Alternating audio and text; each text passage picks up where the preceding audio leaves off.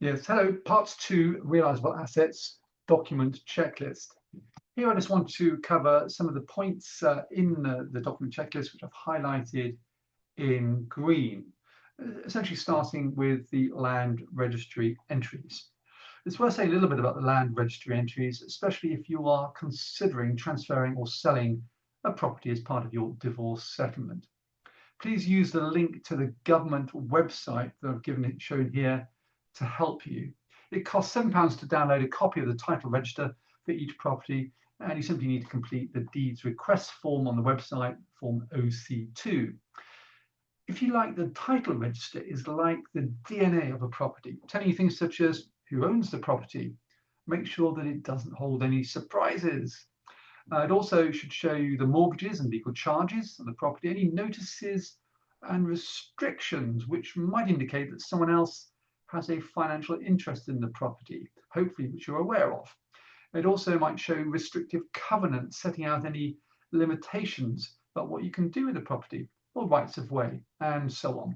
So just follow the link in the government website here. If you right click there and open hyperlink, it should take you straight to the site. There we are. That's the government website, and it'll show you what to do on that site. So quickly moving on with the document checklist. If you see anything, again, for the price of £7, I think it's worth obtaining this title document as a starting point. If anything looks unusual and you have got it, or you just need a bit of help understanding it, just ask your mediator to recommend a suitable professional to help you. Onwards to look at what I want to say about current accounts, savings accounts, and investments. I just want to say a few general words here. Although we recommend that you are able to put your hands quickly on any documents which support the figures in your financial booklet, if requested, we don't believe it's necessary, in the first instance anyway, to gather 12-month statements of every account or investment. It all depends on context. Before going ahead and obtaining many months of statements, it may be worth asking yourself some questions. For example, what will these documents help me or us to understand better in our situation? Ask that question of yourselves.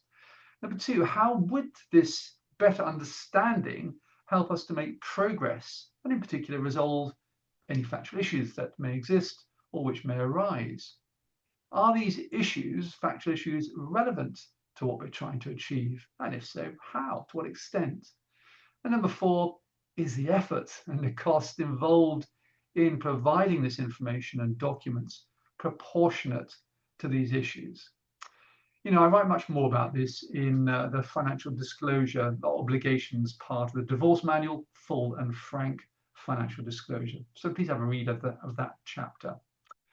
Please remember that even if you believe that some information and documents may not be relevant, please be ready to have this discussion with your former partner and the mediator in mediation with an open, constructive, and pragmatic mindset and approach, please. Remember that the aim is for you and your former partner to satisfy yourselves and each other that the financial information you're working with is accurate enough for the purposes of reaching a fully informed, fair financial outcome. Going back to the document checklist, just having a look here, the business interest is the next part I want to talk about. I talk about this in the video series covering the financial disclosure booklet. But I want to repeat a few things here in this video because it's quite important. Businesses and business interests come in many shapes and sizes, of course. Please use this document checklist to ensure that you collect the correct business documents at this stage. The mediator should get a sense early on, often during the first joint mediation session with you and your former partner, or indeed an early financial disclosure planning session if required, if you and your former partner are likely to need a formal joint valuation, or whether you can reach decisions and make decisions without incurring the cost or the delay of this. So please don't rush off at this stage to spend money and time obtaining your own formal valuation, which your former partner may or may not agree with when it arrives. The starting point is to complete your financial disclosure booklet, providing the basic information needed, and then be ready to work together with the mediator and your former partner to obtain more information if required for the decision-making process. That's got to be the sensible way forward. If you wish to inform yourselves about your options here, we strongly recommend that you read Chapter 11 of the Divorce Manual, How to Treat Businesses on Divorce. It will also help if you and your former partner read this, both read this, so that you're working from the same information. Among other things, this chapter will help you understand what kind of valuation information and documentation may be required for mediation and form a basis for an informed discussion during mediation.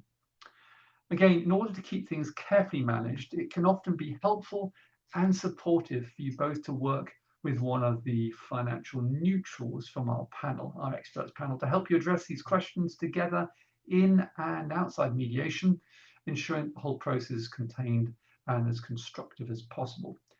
If it does become necessary to involve a neutral forensic accountant to provide a formal joint valuation, someone who has not been previously involved with your business, the aim will be to do this as cost effectively and collaboratively as possible, and a financial neutral can provide invaluable support with this.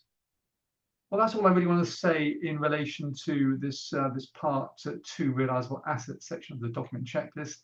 Hopefully the rest will be self-explanatory.